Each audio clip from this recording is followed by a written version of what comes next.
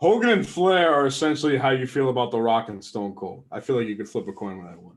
And I'm going to give the nod to Hulk Hogan. Okay. Here's why. So Hulk Hogan is going to be one face on my Mount Rushmore. All right. Hulk Hogan might be the most influential name in professional wrestling. When you think pro wrestling, everybody can associate that with Hulk Hogan. Or I should say, when you think Hulk Hogan, you know what he's from. He's from pro wrestling.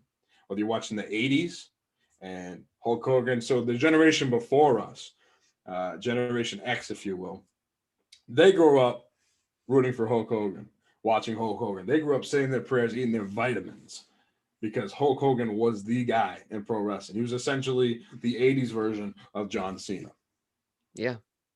That alone would be enough to put you on the Mount Rushmore of pro wrestling, of his popularity transcending the business, Americanizing it, making it global. People forget Hulk Hogan not only dominated the 80s, but the 90s as well in WCW. And he did it as a heel. A heel. Yeah, it was. Superstar. So here's the thing. You're so charismatic being Hulk Hogan. You transform one company into, the leader in sports entertainment, the WWF. Then you go to another company in WCW who's up and coming. They've been struggling for a while. They sign you, the biggest name in wrestling, and now you're the forefront, the face of that company. And you get basically bring pro wrestling to new heights that it's never seen before as a heel. In the end, you are creating one of the greatest factions. That's why I put Hulk Hogan on the Mount Rushmore of sports entertainment. Yeah. Because he's charismatic, definitely not the best in ring. And I've, between all the wrestling podcasts I've listened to and stories I've heard about Hulk Hogan, he's probably self-centered, wants to get all his shit in, whatever. You ask Eric Bischoff, he'll say otherwise. But Hulk Hogan is pro wrestling. He's got to be on the Mount Rushmore. I'm putting him up. Number 2, I'm putting The Rock. And here's why it's not a coin flip between The Rock and Stone Cold Steve Austin. Stone Cold Steve Austin is great, no doubt about it. Stone Cold Steve Austin might be the most popular wrestler of all time. As far as merchandise sales goes, as far as the height of the wrestling business, he catapulted the Attitude Era. But The Rock did that in a way that made it absolutely mainstream. So he kind of piggyback, because you have The Rock and Stone Cold in the same area, which is absolutely nuts. Two faces who were beyond popular. But what The Rock did was he piggybacked off of Stone Cold. He was great. He did his thing. He electrified millions. He also brought it mainstream. He brought wrestling to the public eye. If you weren't watching wrestling, same thing. You know who The Rock is. Yeah. When he started acting in movies, people watch the movies because they say, "Oh, that's The Rock. I seen him on TV. He's The Rock." Yeah. That's good in ring. Hard to find someone who's better on the microphone than The Rock in his prime. I'll say in his prime. That has gotten older. His promos haven't been as good, but in his prime, there was nobody better than The Rock on the microphone. Not Austin, not anybody, this and that. Rock was the best. Yep. You look at what he's accomplished in the business in such a short time. His wrestling career is only 7 years long before he retired in 2004, just to come back in 2011 to face John Cena, CM Punk. 7 years. Think about how many people have been wrestling now for over 10 years that we grew up with. Yeah. Kofi Kingston was wrestling for 11 years. The Rock was only there for 7 years. And here's the thing, I'll say another thing about it. If The Rock stood longer than that 7-year period, he would essentially be what John Cena was, where we were getting sick of John Cena and him winning. Yeah. This and that. We would probably get sick of The Rock. Because The Rock had done it all in the business throughout that 7 years. He had nothing left to do, so he moved on in the next point of his career.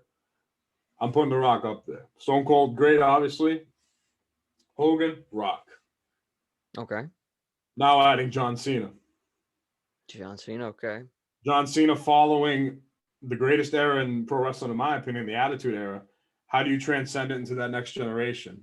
John Cena was the leading face of that. He not only transcended the next generation, but he brought it into the PG era. He brought it into the reality era. To this day, we haven't seen the next guy since John Cena. Yeah.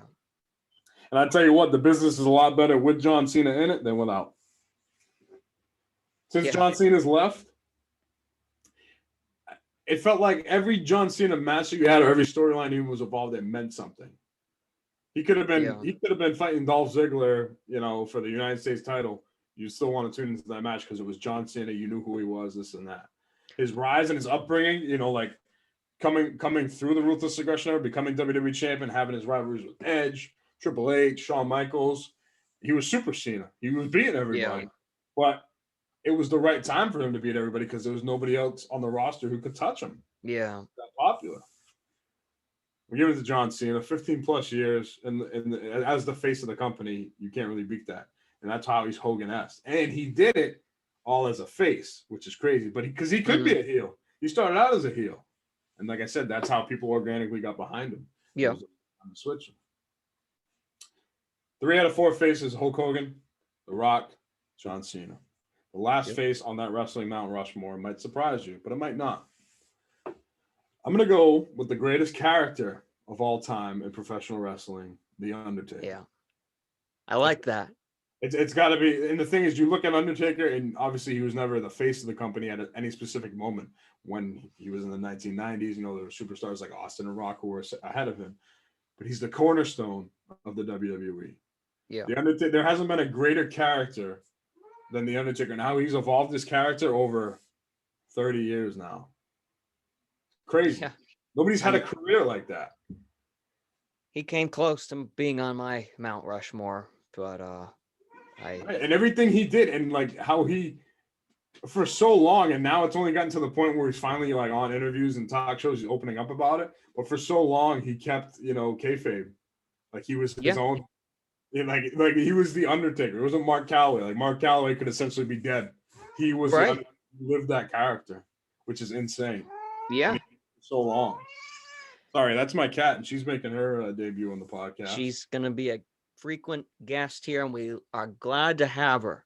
Yep, she's laying down some verbal smackdown. There you have it.